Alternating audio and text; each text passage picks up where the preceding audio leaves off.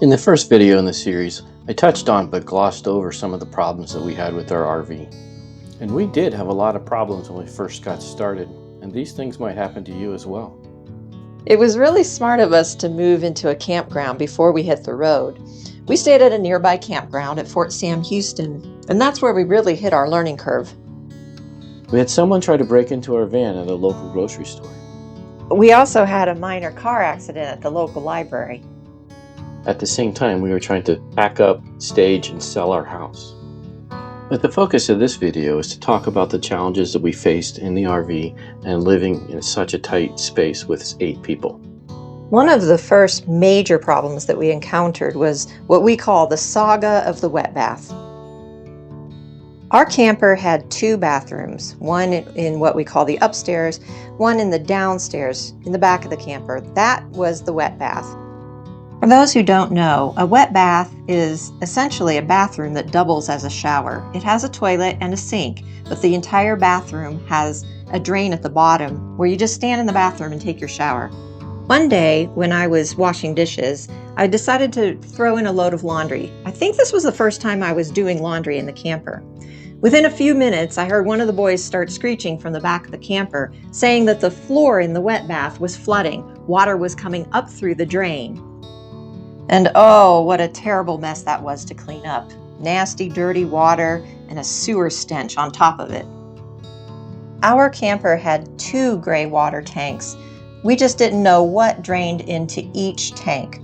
Through a lot of trial and error and more flooding of the wet bath, we finally realized what was happening.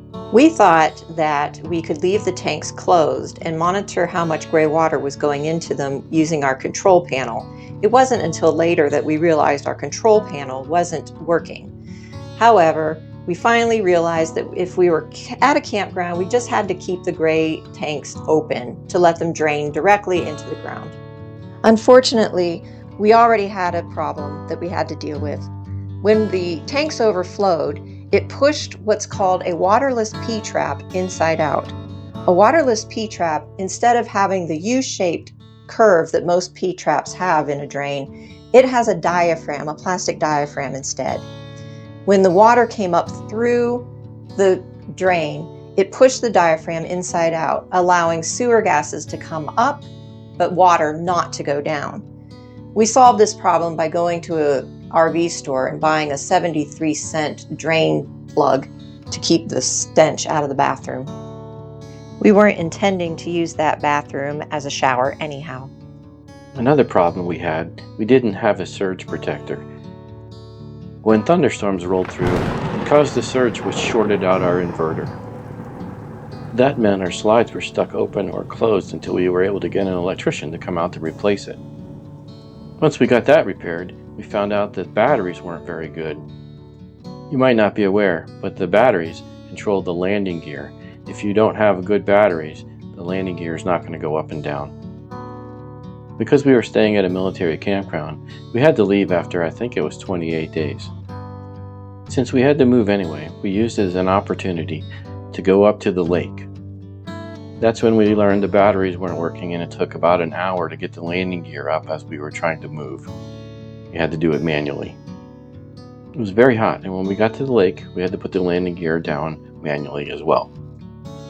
When we were finally able to open up the slide, what we didn't realize was that there was a box of Capri Suns that were sitting on the ground, and the slide crushed the box, spraying cherry juice all over the inside of the camper. It was a really hot day, 105 degrees. We were dealing with all of these maintenance issues, and when the cherry boxes exploded, that was about the end of me. Oh, and we forgot to mention, we had a door hinge break, we had a mirror crack, and we had a leaking window.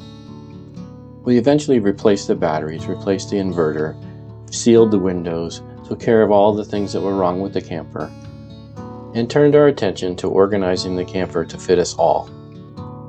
By this point in time, the inside of the camper looked like a tornado had hit it. We had to get ourselves organized. One way to get organized was to utilize the empty wall space around the camper. We did this by making heavy use of command strips and command hooks. We've got several examples in this slideshow. How do you handle 8 toothbrushes, 8 bath towels, 8 of everything in a camper? The perfect solution was to use the command strips. It does not harm the walls. The older boys who are living in the garage utilizes footlockers underneath the beds to organize their stuff. Another challenge that's unrelated to the camper itself is dealing with campground friends. The boys made a lot of campground friends, but unfortunately, the campground friends leave or you leave, dealing with a little bit of heartache. This video makes it sound awful.